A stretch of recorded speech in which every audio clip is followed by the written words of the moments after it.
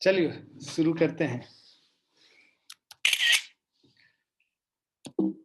पिछली क्लास में हम लोग मेरे ख्याल से आर्किमिडीज प्रिंसिपल वगैरह किए थे। वहां तक तो तुम लोग ऑलरेडी जानते भी थे, मतलब थोड़ा प्रीवियस क्लासेस में तुम लोग पढ़ चुके हो और ये सारी चीजें। अब जो करेंगे ये सारी चीजें नई हैं आपके लिए, तो थोड़ा ध्यान से समझिए और सुनिए। पूरा थियोरेटिकल है, कोई मतलब इनके डेरिवेशंस जहां जहां पे मैं बोलूंगा वो उनको मार्क करके रख लेना, वो डेरिवेशंस इंपॉर्टेंट है। मतलब सीबीएसई के रेस्पेक्ट में हम बात कर रहे हैं। कॉम्पिटिटिव एग्जाम्स में डेरिवेशंस तो आते नहीं है, तो कॉन्सेप्ट बेस्ड क्वेश्चंस रहेंगे। जो अभी हम लोग पढ़ रहे हैं उसी कॉन्सेप्ट्स पे जो क्वेश्चंस आएंगे। So let's start.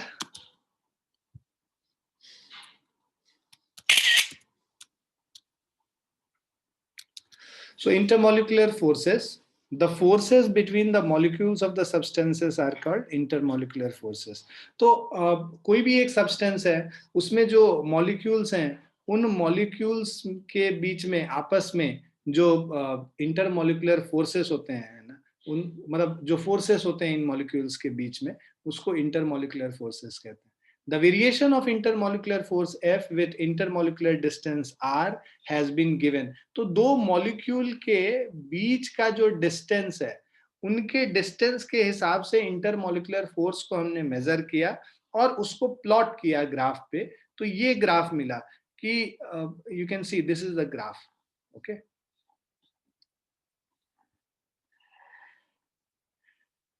Now when the distance r is nearly 10 angstrom, the intermolecular force is negligibly small. So ये देखो, जब ये जो डिस्टेंस है ना, when the distance r, ये जो सेपरेशन है दो मॉलिक्यूल के बीच में 10 एंगस्ट्रॉम है, तब ये नेग्लिजिबली स्मॉल हो गया। Intermolecular force is very small. ठीक है, ये देखो अट्रैक्टिव फोर्स बता रहा है और ये रिपल्सिव फोर्स बता रहा है। ठीक है ना। Now, as the distance r decreases, there develops a force of attraction which increases with decrease in distance. जैसे जैसे distance को decrease करोगे, attractive force increase करेगा और वो increase करता रहेगा with decrease in distance between the particles. Now, the force of attraction attains the maximum value when the separation between the two molecules is 5 angstrom. तो जब 5 angstrom distance होगा दो molecule के बीच में, उस समय जो फोर्स ऑफ अट्रैक्शन होता है वो मैक्सिमम होता है। This force of attraction varies inversely as the 7th power of intermolecular distance. So ये जो फोर्स ऑफ अट्रैक्शन है, this is inversely proportional to 1 by r raised to the power 7. r is the distance between these two molecules. और fa is equal to, अगर proportionality sign को equality sign से replace किया तो एक constant of proportionality यहाँ पे आ गया -a by r raised to the power 7, where a is a constant related to structure and the nature of molecules. Negative sign ये बताता है कि अट्रैक्टिव इन नेचर है, पॉजिटिव साइन बताएगा कि रिपल्सिव इन नेचर। क्लियर है बच्चों? क्योंकि यहाँ पे देखो डिस्टेंस जो होगा वो इधर हो गया और जो फोर्स है, फोर्स का जो डायरेक्शन वो इस डायरेक्शन में है। डिस्टेंस के ऑपोजिट, मतलब जो इसका पोजीशन वेक्टर है उसके ऑपोजिट फोर्स का डायरेक्शन है। इसीलिए पोजीशन वेक्टर को अगर पॉजिटिव ले रहे हो तो ये जो फोर्स है उसको हम लोग नेगेटिव ले रहे हैं। Now, when the distance r become less than 5 angstrom, the intermolecular attraction decreases and becomes 0 for a value of r is equal to r naught, that is 3.5 angstrom. तो ये और ज्यादा कम करोगे, कम कर देखो, पहले तो नेग्लिजिबली स्मॉल था 10 एंगस्ट्रॉम पे, जैसे जैसे हमने डिस्टेंस कम करना शुरू किया फोर्स ऑफ अट्रैक्शन बढ़ना शुरू हुआ और मैक्सिमम होता है 5 एंगस्ट्रॉम पे। उससे फर्दर हम लोग डिस्टेंस कम करेंगे तो फिर से ये फोर्स ऑफ अट्रैक्शन घटने लगता है और at 3.5 angstrom, when the distance between the two molecules is 3.5 angstrom, उस डिस्टेंस पे you have a zero force of attraction. So intermolecular attraction decreases and becomes 0 for the value of r is equal to r0, 3.5 angstrom. This distance is called normal or equilibrium distance between the molecule. So ये जो distance है इसको हम लोग normal और equilibrium distance बोलते हैं। ठीक है। Now as the intermolecular distance is decreased from R naught, there develops a force of repulsion which increases rapidly with decrease in R. Further अगर हम distance decrease करेंगे तो ये force of repulsion increase करना शुरू होता है, right? और वो increases rapidly, rapid increase होगा with decrease in R. Now, roughly speaking, this force of repulsion Fr varies inversely as the ninth power of intermolecular separation, है ना? So this is inversely proportional to 1 by r raised to the power n, और इसको inverse जो proportionality sign को equality sign से replace करेंगे तो b by r raised to the power n, where b is a constant related to the structure and nature of the molecule. The net intermolecular force acting between two molecules is given by F is equal to minus A by R raised to the power 7 and B by R raised to the power 9.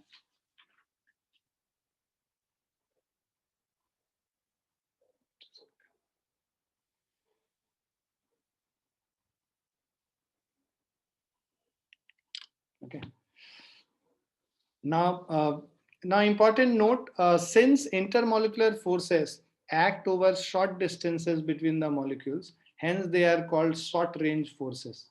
Okay, so since these intermolecular forces act over short distances between the molecules, hence they are called short range forces, है ना? क्योंकि देखो 10 angstrom बहुत ही छोटा distance होता है, तो ये शॉर्ट डिस्टेंसेस में this act over short distances and that's why these are called short range forces. Range of जो इसका फोर्स है that is very short and that's why these are called short range forces. The intermolecular forces are of electrical origin and hence forces are known as van der Waals forces. Van der Waals forces आप लोग को पता है ना, wander Waals forces chemistry में आप लोग काफी पढ़ते हैं. Yes, sir.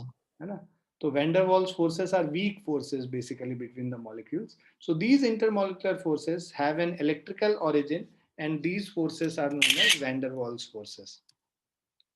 Now types of intermolecular force. There are two types of intermolecular force. First is force of adhesion or adhesive force, force of cohesion or cohesive force, right? अब ये adhesive और cohesive force क्या होता है एक एक करके देखते हैं. Force of adhesion क्या है? It is the force of attraction acting between the molecules of different substances. For example, water wets the surface of a glass container. This is due to the force of adhesion between water and glass molecules. तो दो अलग अलग substance के molecules के बीच में जो force of attraction होता है उसको फोर्स ऑफ एडेशन कहते हैं या एडेसिव फोर्स कहते हैं. So these molecules should be from two different material, two different substances. So let's say you are applying some Fevicol on let's say the wood. So Fevicol is one substance, wood is another substance. So the force of attraction between Fevicol and wood, these are two different substances, would be force of adhesion. इसीलिए तुम देखो इन सबको adhesives भी कहते हैं कि भाई एक एडेसिव लेके आना, है ना? गम वगैरह को हम लोग एडेसिव कहते हैं ना. तो that's why this is known as adhesive. So adhesive force is between two different substances. Intermolecular force of attraction between two different molecules, between the molecules of two different substances are known as adhesive forces. For example जैसे अगर पानी को तुमने glass container में रखा है ना, तो it wets the glass container if you see. So ये जो वेट करता है ग्लास कंटेनर को, that is because of force of adhesion. Similarly while writing graphite from lead pencils, so while writing graphite from lead pencil sticks to the paper on account of adhesive force. तो जो हम लोग लिखते हैं वो जो graphite है वो हमारे पेपर नोटबुक पे वो बेसिकली चिपक जाता है. That is again because of adhesive force. Okay. Similarly, Fevicol, cement, etc. are useful in gluing two surfaces together, again on account of adhesive forces. Force of adhesion is different for different substances. Example, gum has a greater adhesive force for a solid surface than water.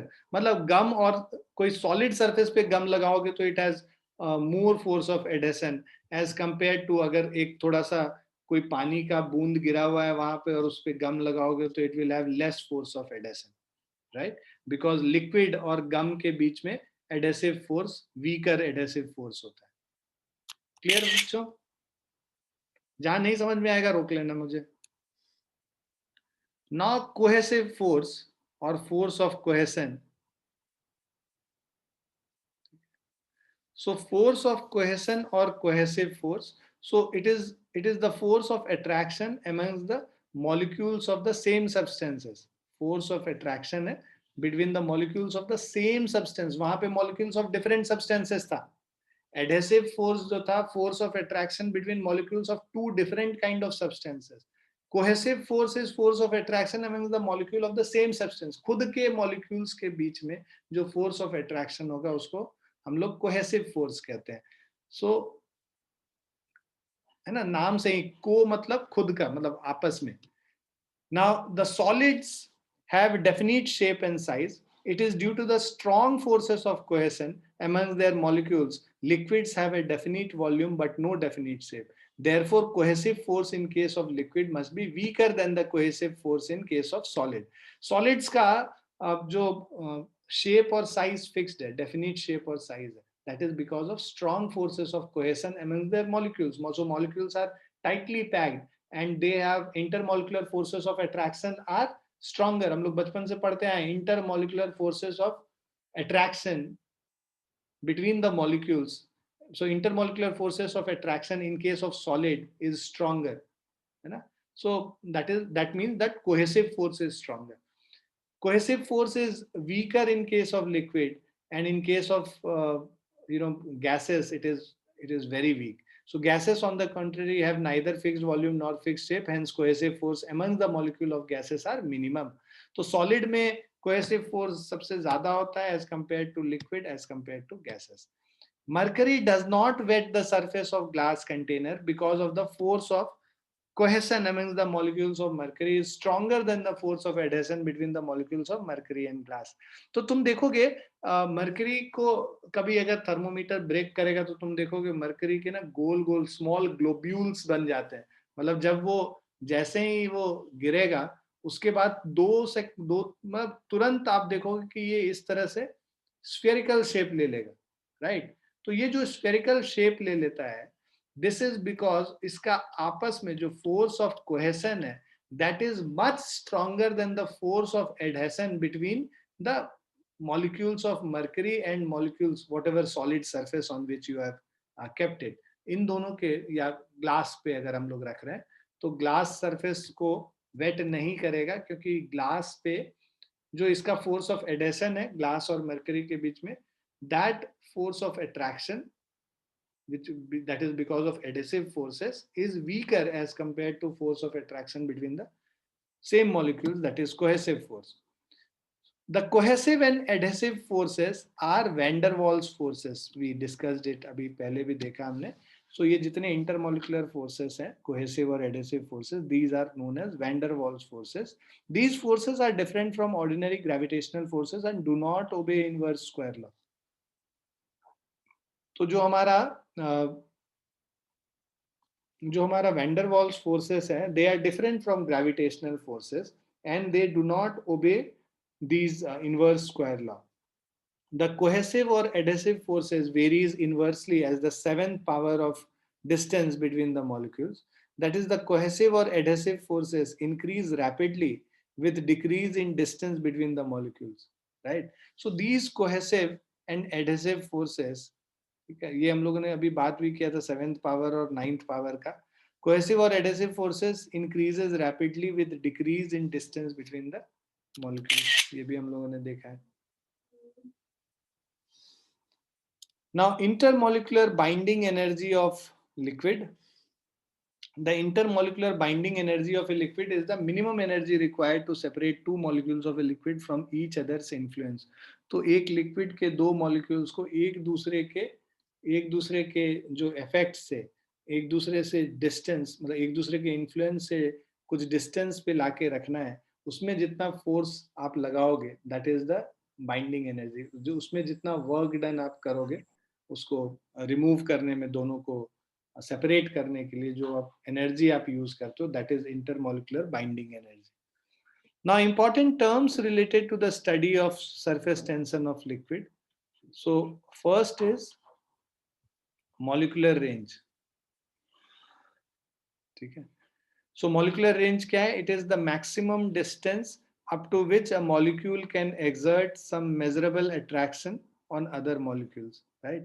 So molecular range क्या है? Maximum distance up to which a molecule can exert some measurable attraction on other molecules.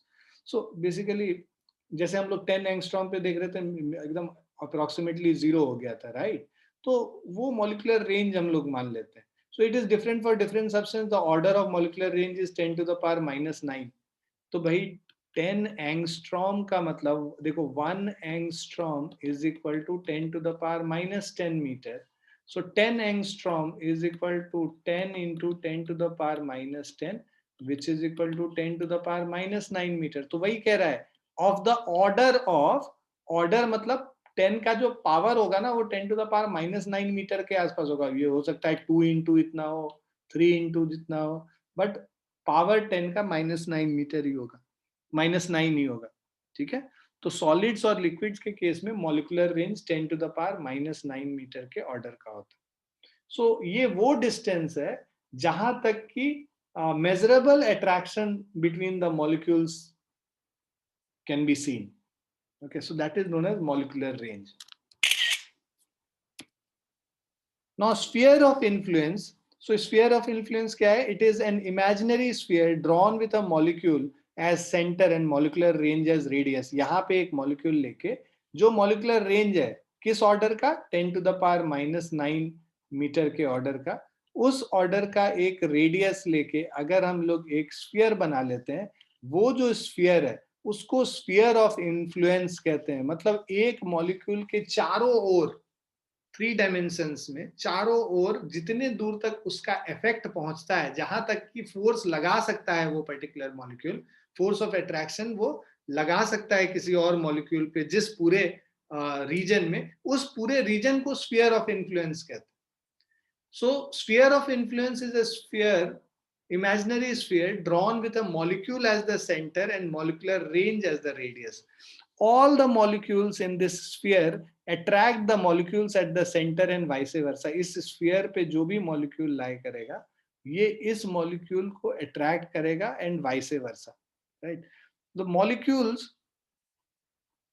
the molecule at the center of the sphere of influence experiences a downward pull due to molecules in the lower half of the sphere and influence in the lower half of the sphere of influence, and upward pull due to molecules in the upper half of the sphere of influence. अब देखो क्या होता है, ये जितने भी molecules इसके यहाँ पे मान लो यहाँ पे molecule है, इसके ऊपर जितने भी molecules हैं 1 2 3 4 5, ये सब इसको ऊपर की तरफ पुल करेगा, और यहाँ पे जितने molecules हैं 1 2 3 4 5, ये सारे इसको नीचे की तरफ पुल करेगा. अगर नंबर ऑफ मॉलिक्यूल्स जो ऊपर हैं is equal to number of molecules जो नीचे हैं और आइडेंटिकली प्लेस्ड है, सिमेट्रिकली प्लेस्ड है, उस समय जितना फोर्स ऊपर लग रहा है उतना ही फोर्स नीचे की ओर लगेगा, और उस केस में हम कहते हैं so this is a balance condition basically. अब अगर मान लो ऊपर नंबर ऑफ मॉलिक्यूल्स यहाँ 4 दिख रहे हैं और यहाँ पे नंबर ऑफ मॉलिक्यूल्स 1 2 3 4 5 दिख रहे हैं, तो नंबर ऑफ मॉलिक्यूल्स नीचे is more than number of molecules which are above. So because number of molecules नीचे ज्यादा है तो फोर्स जो नीचे की ओर होगा वो ज्यादा होगा, तो रिजल्टेंट 5 - 4 यहाँ पे 1F तुमको दिखेगा नीचे की तरफ ज्यादा. ठीक है. So that's what is being mentioned here. Clear है ये point? Yes, sir. Now surface film, it is the topmost layer of liquid at rest with thickness equals to the molecular range, right? So ये topmost layer है liquid का at rest with thickness equal to molecular range. Now surface tension. So it has been found that a liquid in small quantity or a liquid drop at rest, free from external forces like gravity, always tends to have a spherical shape. Since for a given volume, a sphere has the least surface area, hence it shows that the free surface of every liquid at rest has a tendency to have a least surface area. कोई भी liquid को अगर तुम gravity free reason में रखोगे तो उसका वो हमेशा अपना शेप जो है स्फेरिकल रखने की कोशिश करेगा। वो इसलिए क्योंकि जो स्फीयर है उसका लीस्ट सरफेस एरिया होता है। सो स्फेरिकल शेप में इसीलिए सारे आना चाहते हैं जिससे सरफेस एरिया लीस्ट हो सके। While doing so, the free surface behaves as if covered by a stressed membrane having tensions in all directions parallel to the surface. This tension in the free surface of liquid at rest is called surface tension.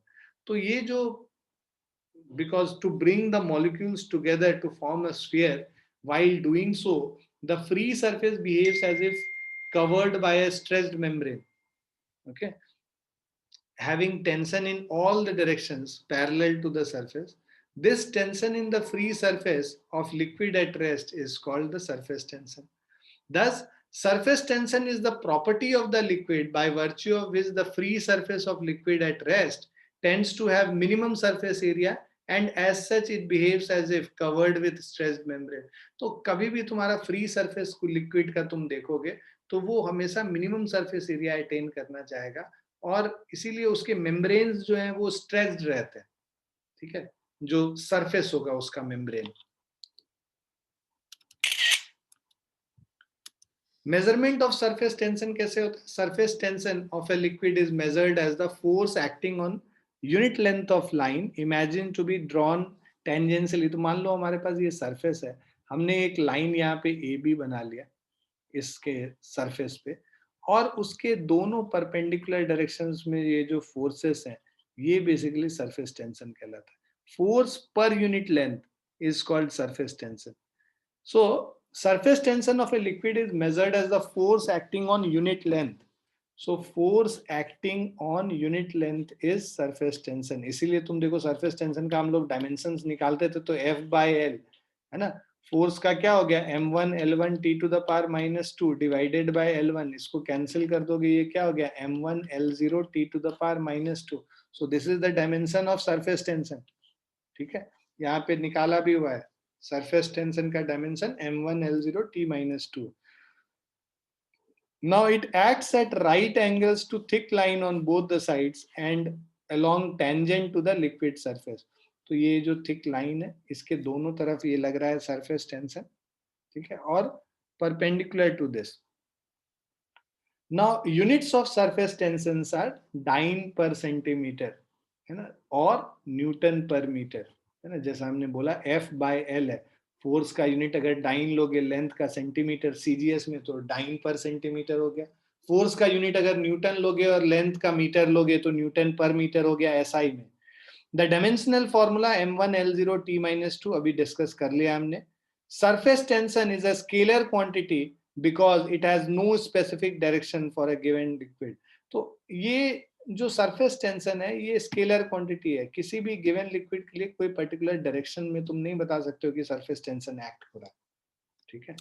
So because it does not have a direction fixed and that's why we call it a scalar quantity. Now illustrations of surface tension. Raindrops are spherical in shape because each drop tend to acquire minimum surface area due to surface tension and for a given volume the surface area of sphere is minimum. That's why तो जो rain drops generally fall करते हैं they are almost spherical in shape, right? Because it tends to, तो तुमसे पूछेगा कि why is a raindrop spherical in shape? So you will write that raindrop tends to acquire minimum surface area due to surface tension and for a given volume the surface area of a sphere is minimum. That's why raindrops are spherical in shape. Now second है when mercury is splitted on clean glass plate it forms globules जो हम बात कर रहे थे. Tiny globules are spherical on account of surface tension because force of gravity is negligible. The bigger globules get flattened from the middle but have round shaped near the edges. तो आप देखो कि जो जितना कम मास होगा इसका, जितना छोटा ग्लोब्यूल होगा उतना परफेक्ट स्फीयर बनेगा. जैसे जैसे आप बड़े ग्लोब्यूल्स देखोगे वो परफेक्ट स्फीयर ना होके वो एलिप्टिकल हो जाता है. वो बिकॉज क्योंकि नीचे जो फोर्स ऑफ अट्रैक्शन है ग्रेविटेशन का वो उसका शेप को स्फीयर से इस तरीके का एलिप्टिकल शेप ला देता है, राइट. बट हाँ मतलब इधर तुम फ्लैटनिंग देखोगे, तुम टॉप और बेस पे फ्लैटनिंग देखोगे, बट एजेस पे अभी भी राउंडनेस रहता है। थर्ड वाला है, when a greased iron needle is placed gently on the surface of water at rest so that it does not prick the water surface, the needle floats on the surface of water despite it being heavier. तो we know that needle जो हम लोग use करते हैं, that is more heavier as compared to water, so it should ideally sink. But when you place a needle, आराम से ले जाके इसके सरफेस पे रख दोगे बिना इसके सरफेस को प्रिक किए, मतलब you know the surface tension which is there, you don't disturb that surface tension, then it will be, this needle is basically, it will be floating even though its weight is higher. Why will it happen? Is because of the surface tension. यहाँ पे एक surface tension होगा, इधर surface tension होगा, दोनों का एक एक component ऊपर के तरफ आ जाएगा, वो कंपोनेंट mg को बैलेंस कर देगा सरफेस टेंशन का, जिसकी वजह से ये फ्लोट करता है, right. So when a greased iron needle is placed gently on the surface of water at rest so that it does not prick the water surface, the needle floats on the surface of water despite it being heavier.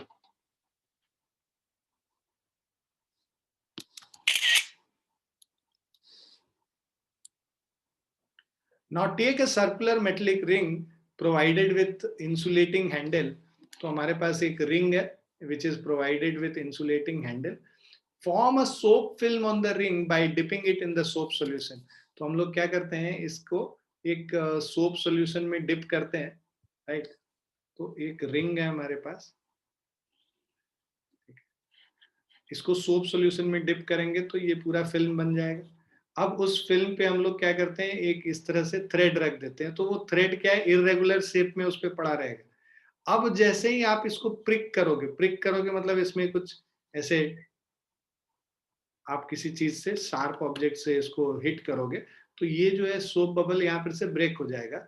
और break होने के बाद अब क्या है कि ये जो थ्रेड था पहले जो इरेगुलर शेप में था, वो एग्जैक्टली सर्कुलर शेप में आ जाएगा. सर्कुलर शेप में आने के बाद वो क्यों आ जाता है सर्कुलर शेप में, क्योंकि वाटर जो है अपना सरफेस एरिया मिनिमम रखना चाहेगा, तो हर डायरेक्शन में ये इसको पुल करेगा, थ्रेड को पुल करेगा हर डायरेक्शन में. तो ये बेसिकली इसका शेप जो है इस तरह से स्ट्रेच होके स्फेरिकल जो सर्कुलर शेप हो जाती है. Is it clear? Yes. So take a circular metallic ring provided with insulating handle. Form a soap film on the ring by dipping it in soap solution. Place a cotton thread loop gently on the soap film. We note that thread loop takes an irregular shape. Prick the soap film with a sharp edge of a needle from the middle portion of the loop. The thread loop now makes a circular shape as if it were equally pulled from all the sides. ठीक है.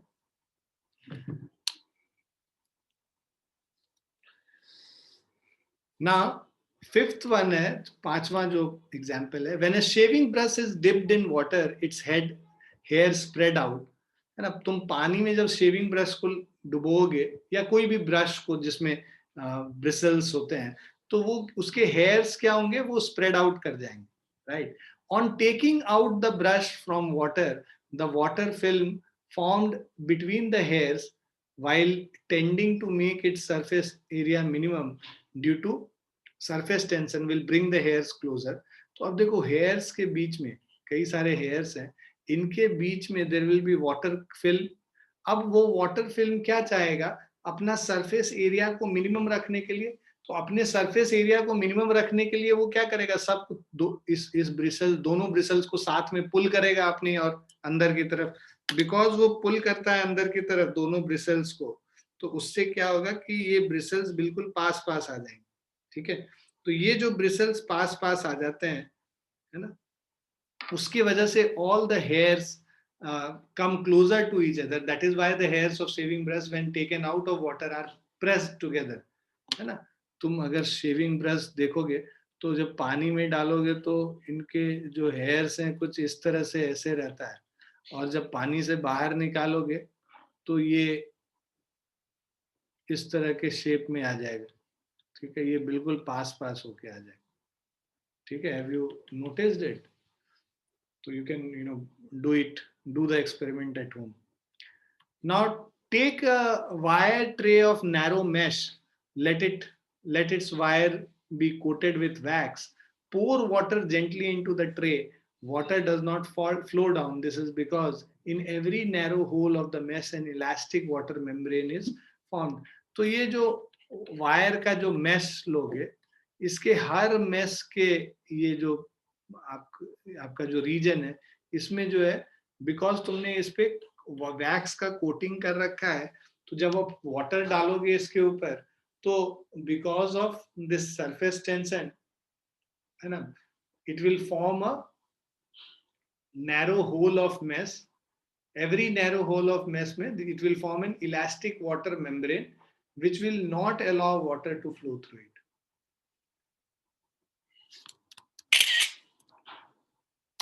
Similarly, the bits of camphor, camphor समझते हो ना किसको कहते हैं? कपूर जानते हो ना, कपूर पूजा में यूज करते हैं. So the bits of camphor are seen dancing on the surface of water. In fact, these bits are floating on clean surface, reduce the surface tension of water where they are dipping. Since the shape of bits of camphor is irregular, unequal forces of surface tension act on them. That is why they move helter-skelter or erratically on the surface of water. Oil drops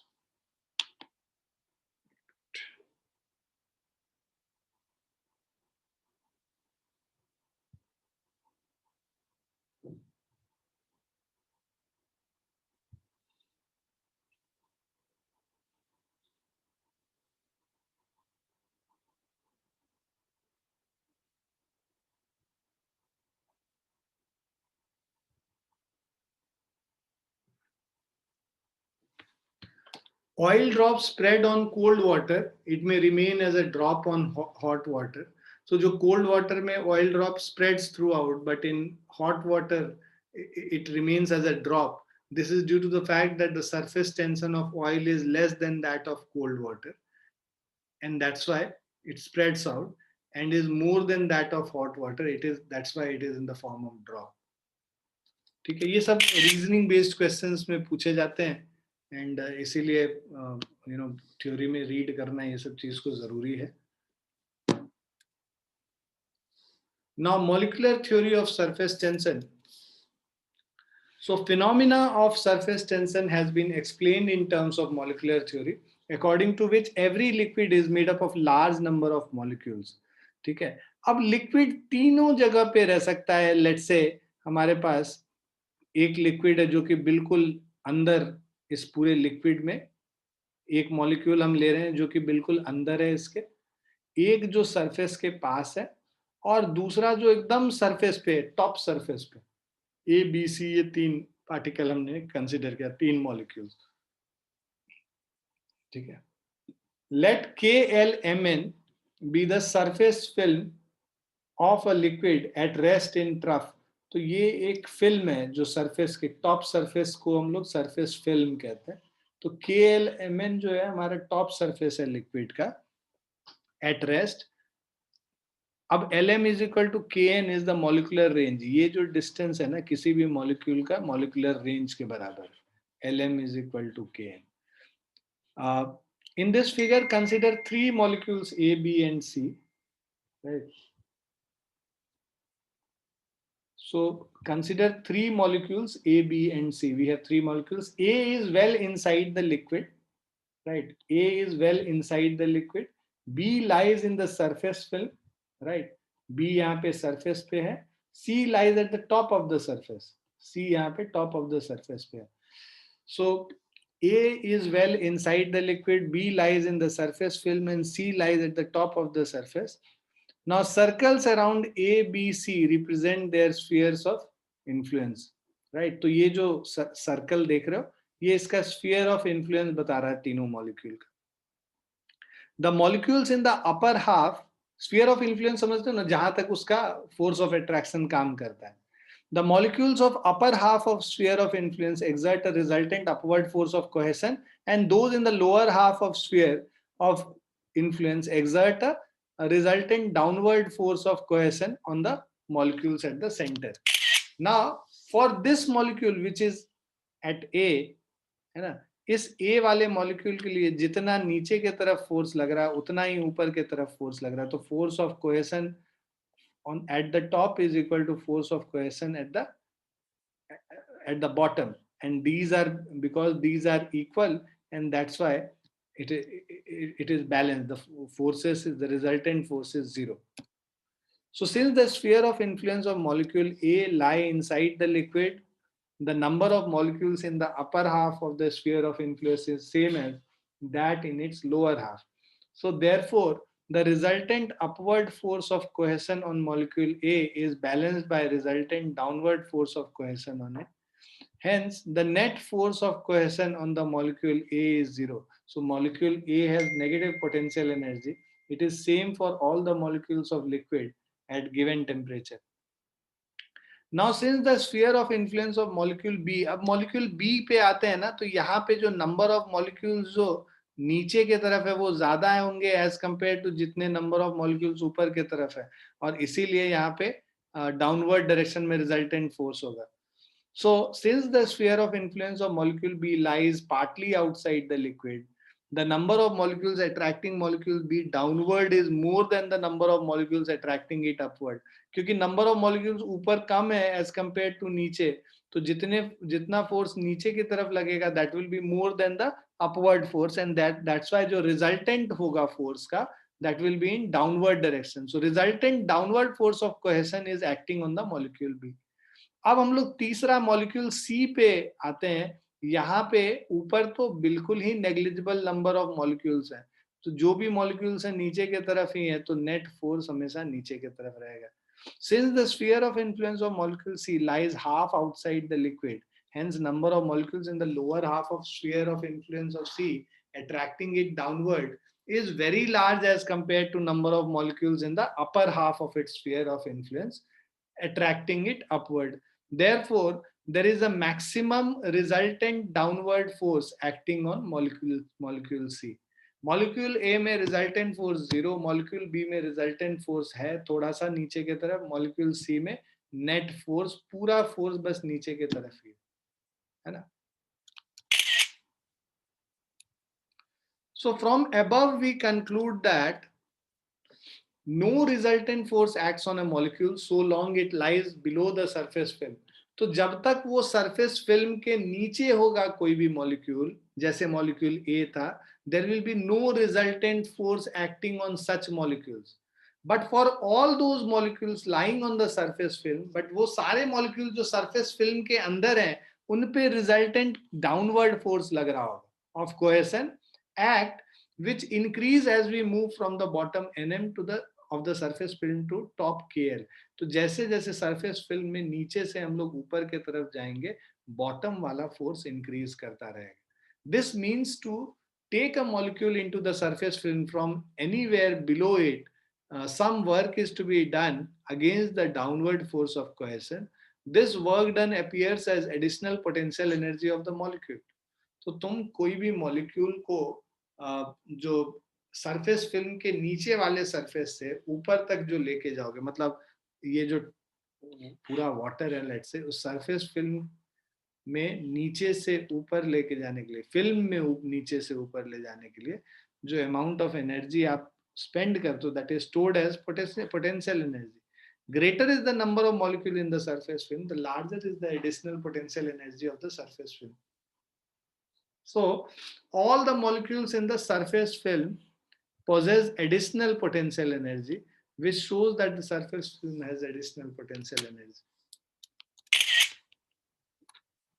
Clear है बच्चों? Yes, sir. We know that every system in a state of stable equilibrium has minimum potential energy. In order to attain a stable equilibrium, the surface film also tends to have a minimum additional potential energy. This will be so if number of molecules in the surface film are minimum. भाई हम लोग क्या बोलते हैं, सबसे ज्यादा stable equilibrium के लिए क्या चाहिए, पोटेंशियल एनर्जी मिनिमम होना चाहिए. अब ये कह रहा है कि जो भी पोटेंशियल एनर्जी है वो सरफेस फिल्म में जो मॉलिक्यूल्स हैं उनके वजह से पोटेंशियल एनर्जी है।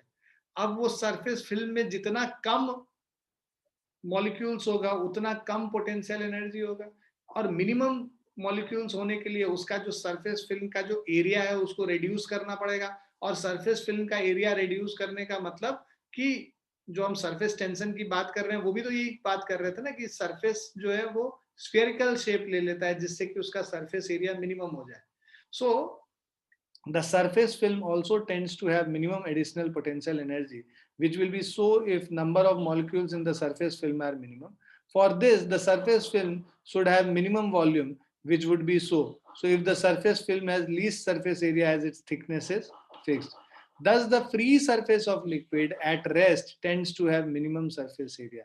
जो free surface of liquid है, उसका minimum surface area होना चाहिए. In trying to acquire least area, the surface film tends to contract and hence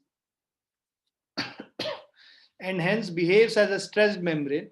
Since for a given volume surface area of a sphere is minimum, the free surface of the liquid at rest tries to assume a spherical shape.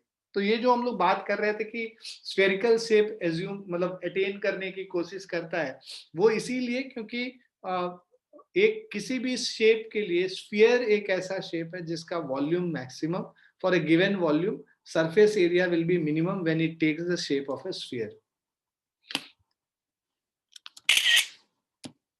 ठीक है, so we'll stop here, इसके आगे हम लोग next class में करेंगे, ठीक है ना।